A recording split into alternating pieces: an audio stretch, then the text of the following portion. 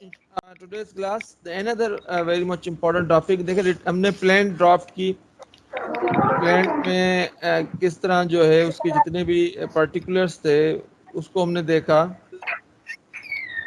देखिए फील्ड में जब आप जाएंगे तो कुछ सीनियर आपको मशवरा देंगे कि रिटन स्टेटमेंट ड्राफ्ट करना कोई जी मसला बिल्कुल। नहीं है। रिटन स्टेटमेंट ड्राफ्ट करना बहुत आसान है, बट इन माय व्यू जो रिटन स्टेटमेंट है it requires more care and caution. It requires more care and caution. अच्छा काइंडली जिन स्टूडेंट्स के माइक ऑन है वो म्यूट कर दें उसको immediately.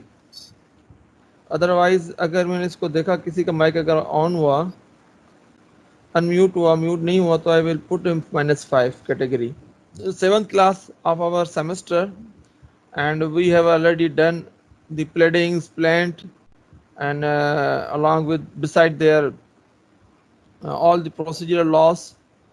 Parallelly, not only we are learning how to draft pleadings in a civil suit, but also we are learning what procedure required to draft any pleading, and another procedure law, file in the court of law कि court of law में जब वो अपनी pleadings आप लेके जाएंगे तो उसका प्रोसीजर क्या है। So any other main pleadings जो है, क्योंकि ऑर्डर 6 रूल 1 में जो प्लीडिंग्स की डेफिनेशन है plaint and written statement, or there are no any subsequent or though no other pleadings other than the plaintiff and written statement in the suit.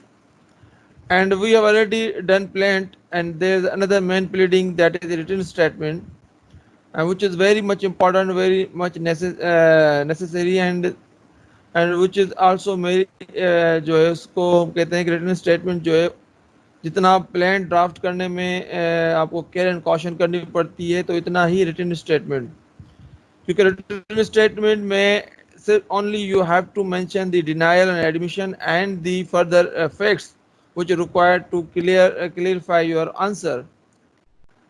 So most of the rules stated before, which are necessary to be observed on the drafting plaint, are applicable also to the written statement, which is defendant's pleading.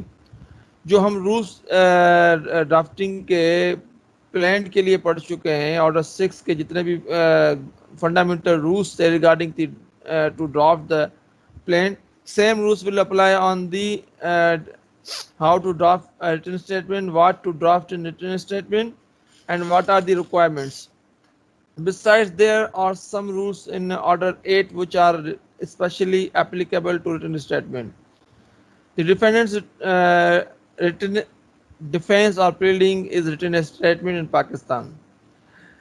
As we have already discussed earlier, there is no definition of suit. There is no definition of a plaint where anywhere in the code of civil procedure mentioned. The same written statement has been not defined, but what is the pleading, and what are the rules of the written statement, wherein we will find the word of the written statement mentioned and its procedure.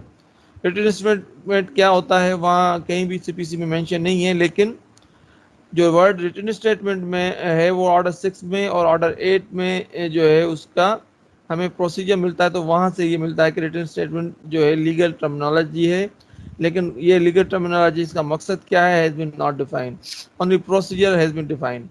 As we have already discussed earlier, written statement is the defense of the defendant. It is the written reply of the defendant, and parawise comments of the plaintiff, that is the written reply filed by the defendant against the pleadings of the plaintiff in the court of law.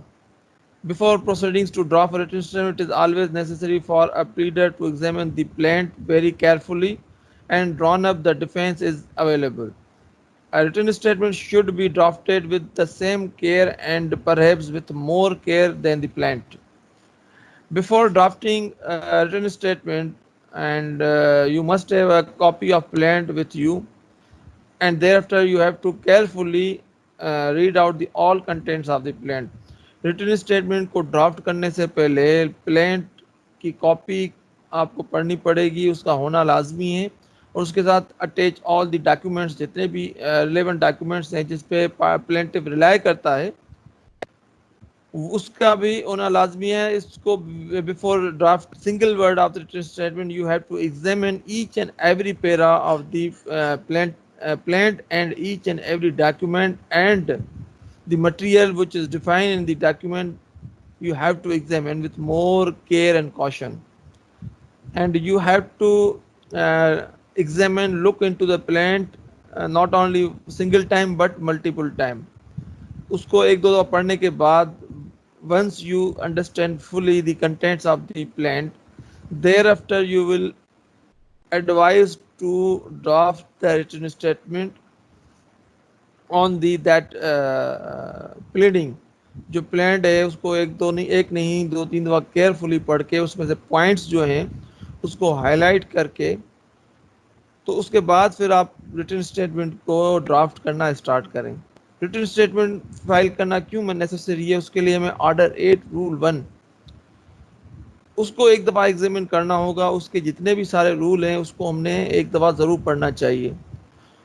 जब तक हमें rules का पता नहीं होगा तो हम जो नुकसान हमें कोर्ट में फेस करना पड़ सकता है उससे हम बच सकते हैं।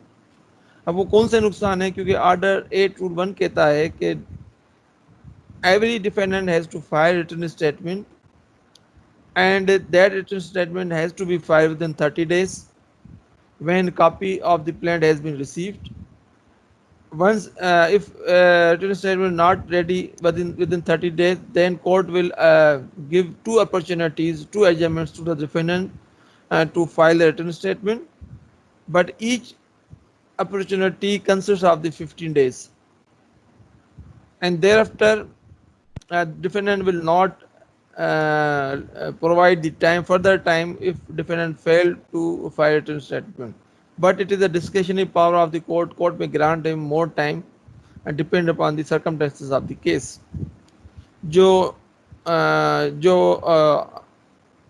आम पार्टी है, हम बात कर रहे थे कि रिटन स्टेटमेंट को ड्राफ्ट करने से पहले हमें उसके रूल्स का पता होना चाहिए कि जब समन नोटिस इशू हो जाता है और डिफेंडेंट उसको रिसीव कर लेता है और प्लेंट की कॉपी भी उसको प्रोवाइड हो जाती है, सप्लाई हो जाती है, तो देयर आफ्टर 30 डेज़ में रिटन स्टेटमेंट दाखिल करनी होती है डिफेंडेंट को, और ये 30 डेज़ के बाद 2 दफ़ा मौका दिया जाता है। जो एक मौका होता है उसकी जो ड्यूरेशन है 15 दिन की होती है, और उसके बाद फिर ये मौका उसका ख़त्म हो जाता है और कोर्ट उसको रिटन स्टेटमेंट फाइल करने से डिबार्ड भी कर सकती है।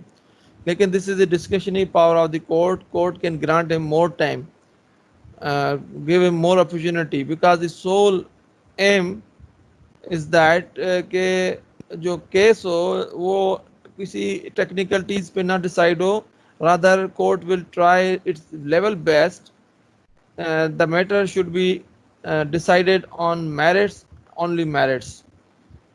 अच्छा, वो मेरिट्स क्या होती हैं कि पार्टीज को जो है उनको मौका दिया जाए कि वो अपना केस पेश करें, अपनी एविडेंसेस कोर्ट को दें।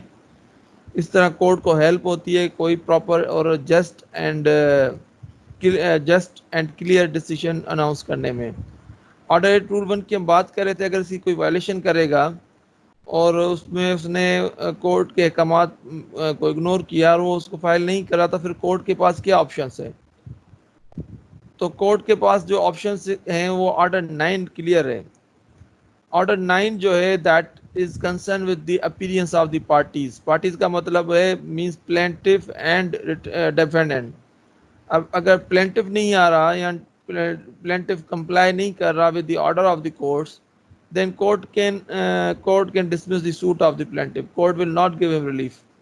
If defendant is not complying the direction or orders of the court and keep remain absent from the court में हाजिरी नहीं दे रहा और उस दिन एब्सेंट रह रहा है, और यहाँ तो नोटिस मिलने के बाद जो है उसके बाद भी नहीं आया और उसको कोर्ट ने जो है सारे ज़रा यूज़ कर लिए, और जब कोर्ट श्योर हो गई कि डिफेंडेंट को पता है अब डेलिबरेटली वो कोर्ट नहीं आ रहा, तो कोर्ट ऑर्डर 9 के मुताबिक जो है सूट को नॉन प्रोसिक्यूशन में डिसमिस भी कर सकती है on the failure of the plaintiff, या सूट को एक्स पार्टी जो है वो डिक्री भी दे सकती है on the failure of the defendant.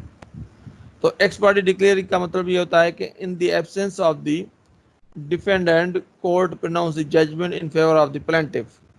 तो ये भी एक नुकसान हो सकता है। लेकिन वो कोर्ट में अपियर हो गया, नोटिस उसको मिल गया, लेकिन अब वो जवाब नहीं दाखिल कर रहा। तो कोर्ट जब वो आंसर कोर्ट में नहीं दाखिल कर रहा, रिटन रिप्लाई या पेरावाइज कमेंट्स जो है, parawise reply of the plaint not filing by the defendant, then what court will do. तो कोर्ट के पास फिर ये ऑप्शन है कि कोर्ट तो या फिर उसको डिबार्ड कर देगी from filing of the written statement. अब डिबार्ड करने का डिफेंडेंट को क्या नुकसान है?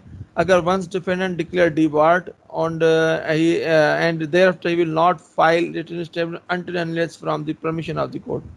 अब रिटन स्टेटमेंट दाखिल ना करने का क्या नुकसान है? रिटन स्टेटमेंट ना दाखिल करने का नुकसान ये है कि फिर वो कोर्ट में अपनी एविडेंस नहीं लेके आएगा, उसको मौका नहीं मिल सकेगा कि वो अपना केस पेश करे। और जब वो अपना केस नहीं पेश कर सकेगा और वो रिटन स्टेटमेंट नहीं दाखिल करेगा, तो इस इट मीन्स कानून ये करता है कि अगर देखेंगे एलिगेशन तीन तरीकों से लग सकते हैं किसी के ऊपर। एक थ्रू लीगल नोटिस, वकील के जरिए आउटसाइड द कोर्ट अगर कोई पार्टी किसी को लीगल नोटिस भेजती है और वो लीगल नोटिस का जवाब नहीं देता, तो भी कानून ये कहता है कि उसने उन चीज़ों को मान लिया जो लीगल नोटिस में है। तो इसलिए ज़रूरी होता है कि अगर आपको लीगल नोटिस साबित हो जाए कि रिसीव हुआ है, तो फिर उसका आपको जवाब देना है। और लीगल नोटिस के बाद फिर पार्टी के पास क्या ऑप्शन है? कोर्ट ऑफ लॉ में आपके खिलाफ कोई complain in shape of the filing of the plaint कोई फाइल करे। तो अगर प्लेंट का भी आपने कोई जवाब दाखिल नहीं किया है, का इसका मतलब ये हुआ कि प्लेंट को आपने मान लिया, सारे एलिगेशन आपने कबूल कर लिए। तो इस डैमेज से बचने के लिए रिटन स्टेटमेंट भी दाखिल करना मैंडेटरी है। अगर आप डिबार्ड हो गए तो कोर्ट इसका फ़ायदा प्लेंटिफ को होगा, वो जिस उसका फ़ायदा ले सकता है। और अगर डिबार्ड हो गए तो आप एविडेंस भी नहीं लेके आते, क्योंकि एविडेंस तब जब आपकी प्लीडिंग्स ही नहीं है, क्योंकि एविडेंस प्लीडिंग्स के ही ऊपर आती है। आप प्लेंट के ऊपर एविडेंस नहीं लेके आएंगे। आप एविडेंस में हम क्या करते हैं, what is the role of evidence, कि हम जो कोर्ट में प्लीडिंग्स लेके आए हैं उसको भी हम थ्रू एविडेंस प्रूव करते हैं। जबकि आपकी कोई एविडेंस नहीं होगी तो आप एविडेंस किस तरह प्रूव करेंगे? प्लीडिंग्स नहीं होगी तो आप किस चीज़ की एविडेंस जो है प्रूव करेंगे? तो जब रिटन स्टेटमेंट नहीं आएगी तो कोर्ट आपको डिबार्ड कर देगी, और उसमें ये नुकसान होगा कि आप अपने एविडेंस से कोई केस प्रूफ नहीं कर, अपना डिफेंस में आप कोई जो है अपना डिफेंस नहीं लेके आएंगे। और उसके अलावा एक और नुकसान हो सकता है जो ऑर्डर 8 रूल 10 में डिस्क्राइब है। अब वो क्या नुकसान है कि if you are fail to file the written statement as per given time, then court when look into the content of the plaint और प्लेंट को मद्देनजर रखते हुए जो को अगर उसका केस लोकस स्टैंडर्ड हुआ या प्रिमा फेसी केस जो है उसे जाहिर साबित हो जाता है, तो वेरी समरली कोर्ट जो है प्लेंटिफ के केस को मान लेगी और वो जजमेंट सुना सकती है। So that will be the very harmful if person not file the written statement.